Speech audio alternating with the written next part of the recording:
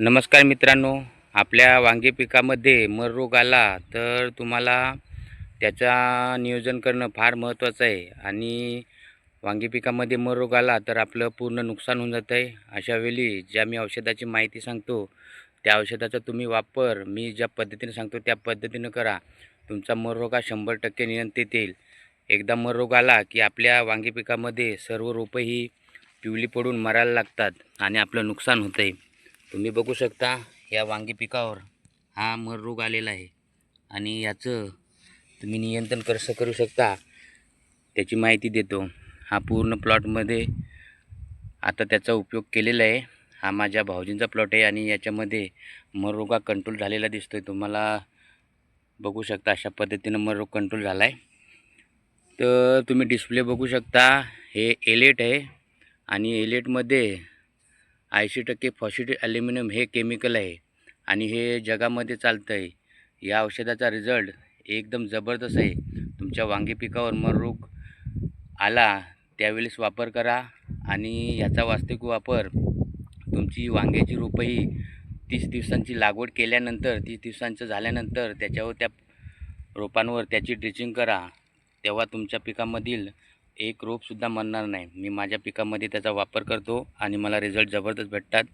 याचा वापर करण्यासाठी तुम्ही 15 लिटर पाण्यामध्ये 40 ग्रॅम पावडर घ्यायचे आणि त्याचं द्रावण बनवून याचा वापर करण्यासाठी एक लक्षात ठेवा, अगोदर तुमच्या पाणी दिल्यानंतर दुसऱ्या दिवशी त्या ठिकाणी त्याचा वापर करा.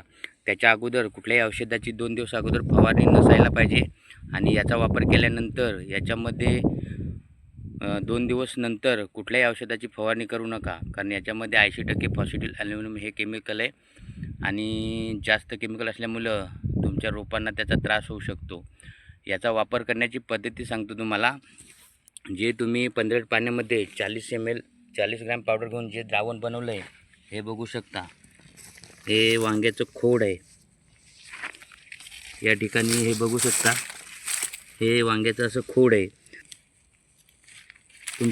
तुमचं 30 ते 40 ml द्रावण या नेमकं खोडावर सोडून घ्यायचं. या ठिकाणी खोडावर सोडून दिल्यानंतर तुमच्या वांगी पिकात 5 ते 6 दिवसापर्यंत पाणी नाही द्यायचं आहे, कारण तुम्ही बुरशीनाशक सोडलं आहे. त्याच्यामुळं त्या ठिकाणची बुरशी मरून जाणार. बरोबर, मरून गेल्यानंतर त्या ठिकाणी बुरशीमुळं आपल्या झाडाला जखम होते आणि जखम झाल्यामुळे त्या ठिकाणी बरी करायची असेल तर आपल्याला 5 ते 6 दिवस त्या ठिकाणी पाणी नाही द्यायचं आहे.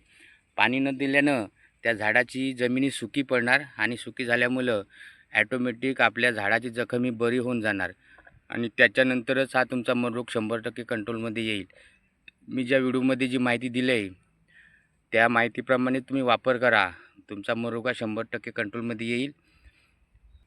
माझी माहिती तुम्हाला आवडली असेल तर माझ्या चॅनलला सबस्क्राईब करा, व्हिडिओ इतर लोकांना शेअर करा आणि माझ्या व्हिडिओला लाईक करा. धन्यवाद. भेटू पुढच्या व्हिडिओमध्ये अशीच चांगली माहिती घेऊन.